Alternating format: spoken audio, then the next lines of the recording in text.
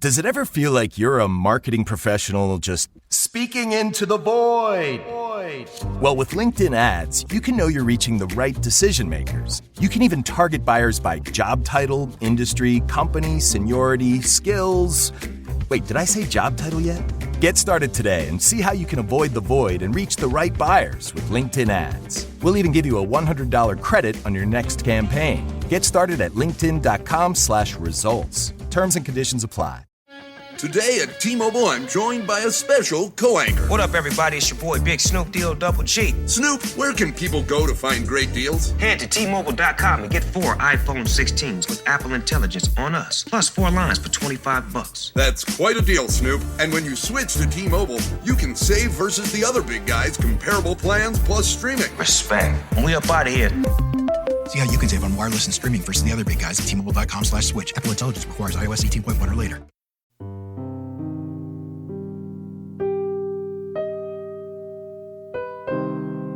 You're listening to The Wrong Station Pledge Drive. The Wrong Station is only possible with supportive listeners like you. Become a subscriber today by visiting patreon.com/thewrongstation. You'll receive access to bonus episodes, behind-the-scenes discussions, our new book club, and so much more. Today, The Wrong Station is proud to present This Is What I've Been Training My Body For by Anthony Botelho.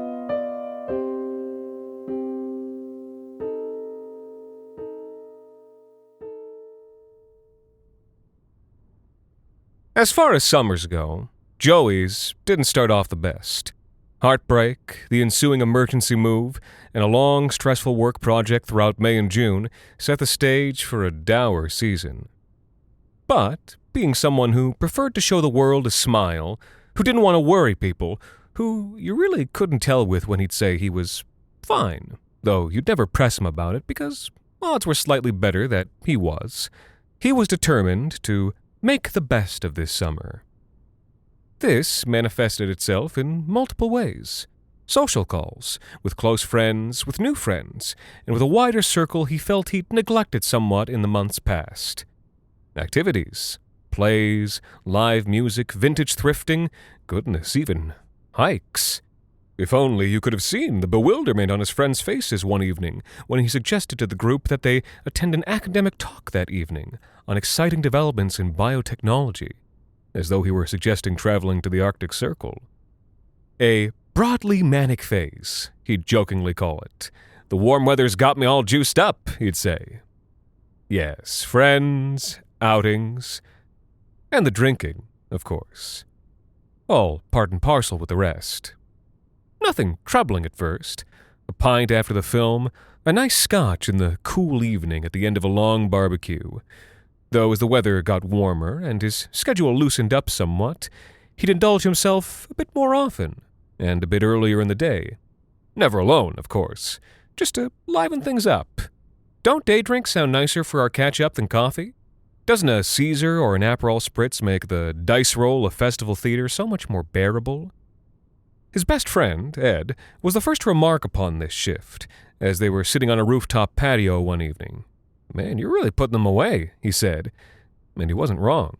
Joey was currently 3 pints in to Ed's pedestrian 1.5, and barely showing it. "Yeah? I guess so. Practice makes perfect, right?" Joey remarked. "Yeah, man, you're in real fighting form." Fighting form? Joey liked that. It made it sound like he was training for the Olympics. "Well, we've got the weddings coming up, right?" Joey did indeed have not 1, not 2, but 3 weddings to attend that summer, all the invitations for which had come in beautiful envelopes addressed to Joey and Grace. The thought prompted him to flag down their server for another round. "Can't be slacking." No doubt, Ed chipped in. "Don't have to be the last survivor, but can't be the first victim. Can't be the first victim. So that's what I've been training my body for." Well, Joey, the training shows. They clinked glasses to a fine little verbal rally. And to a new purpose. Those last days of July drip-dropped away, and now the golden fist of Augustus Caesar rose in the east. The first wedding, Ed's, incidentally. Ed had texted Joey a week earlier with the premonition that this wedding was going to pop off. That would be a real barn burner. And boy, did they burn that barn to the ground. Not to say that things got sloppy. No, not at all. Joey was the picture of responsibility. He coasted in that sweet pocket right before you finish your second glass of wine, all the way until 6:47 when he gave his speech, and only then proceeded to cut loose. In a fun way, of course. Everyone agreed. There was dancing, there were shots, there was cultural dancing, there was bubbly, there was cake, there was a nice brandy to finish the evening. Ed swung his arm around Joey's shoulder at 4 a.m. as they looked out over the last few remaining stragglers. "Well done," he said. "Well done." But this was no time to be sitting on his laurels. There was another wedding coming up, and soon. He needed to prepare. He texted Ed the very next afternoon. "Patio this week? Need to get some reps in." Ed responded several hours later. "I don't think so. Gonna take it easy this week. Gotta recover, you know." Then, 5 minutes later, "Also want to spend some time with my wife." Joey just stared at the screen of his phone. Stared at it as he walked to the fridge, grabbed a hard seltzer from within, and cracked it. The first time, unnoticed by him in the moment, that he decided to drink alone that summer. The second wedding, Marcia's, was different. Still of a mostly positive tenor, but different. There was no speech that had to be made this time, so it was off to the races immediately. Only smokes, and look at you go, people said, with a twinge of worry, but in a way that could and would still be interpreted as encouraging. "Seems like Joey's having fun," one friend said to another in a corner of the hall near 11 p.m. "Yeah, it does seem that way," came the response. They'd all certainly noticed something, even if only at the backs of their minds, that there hadn't been as many social calls this August, no spontaneous trips to the theater or to an art show. Many of them had also hoped he'd meet someone at one of these weddings, have a bit of fun in that sense. But Joey had brushed off such notions. No, I'm fine," he said, even as a friend tried to set him up with someone there that night. "I'm sure she's nice, but I'm fine. What, you think I can't take care of my own business? Besides, that's not what tonight is about." Well, if he said he was fine, he must be fine. And as the evening caught up with everyone else, and Joey revealed he'd snuck in a bottle of absinthe for the witching hour, their concerns melted away to boil and stew and bubble up into horrific hangovers the next morning. It was at Liam and Sasha's wedding, 2 weeks later, when things finally came to a head. People were concerned before they even arrived. Nobody, you'll understand, had seen or heard from Joey in those 2 weeks prior. No texts, let alone last-minute plans. And for good reason. Joey did not arrive half in the bag, or even all the way in the bag. He arrived having just signed a 10-year mortgage for the bag, with pictures showing how he'd feng shuied the place. Red-eyed, scruffy, still wearing the same ensemble he'd had for Martha's, with little extra wear. And was that moss on the pant cuffs? Dirt under his fingernails, and a slightly bog-like odor coming off his body? Like this, and holding a comically large coffee, he arrived at 3:30, ready and raring to go. Everyone was unsettled as he sat down to dinner and downed 2 glasses of Pinot Noir like they were ice water, but they said nothing. They began to murmur as he tried to coax the bride and groom's party into a round of picklebacks, and then slurped half of them himself when they told him they were trying to pace themselves. Ed tried to pull him aside for some very soft, circumlocuted intervention after Joey did a keg stand. Did we even buy a keg?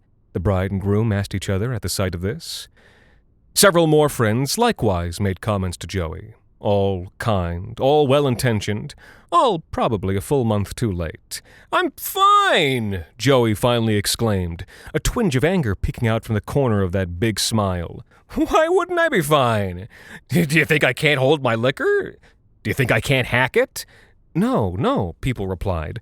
"It's not about that, though. We're just worried." But he cut them all off, his hand slicing through the air. "This is what I've been training my body for," he said. "I can drink anything here, and however much, and I will be fine." And, to demonstrate, he grabbed the nearest vessel at hand, which just so happened to be a stainless steel chafing dish, one of the deep ones, from off the buffet line. "Even this!" Gasps and shouts and spread hands of protest went into the air as he lifted the container to his lips, taking no heed of the way that steam rolled off of its contents or how it audibly sizzled and bubbled.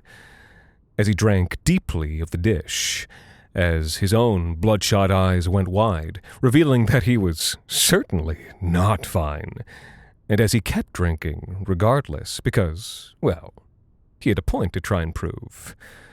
As he finished and dropped to his knees, and as the container fell from his hands, the last few drops of hot, brown, fatty beef jus dripping out onto the hall's hardwood floor, boiling cow liquid now filling him up and working its way into his guts and other parts, cooking his insides and lightly pouring from his eyes in a way that seemed anatomically impossible. A sad sight. A bit pathetic, really. A cry for help. Joey's friends looked at each other and all wordlessly agreed. Joey's drinking just wasn't fun anymore. Ed and a few others got his limp body up onto its feet, and one of them gave him a pat on the back. "All right, buddy, you've had enough. Let's get you some water and put you to bed."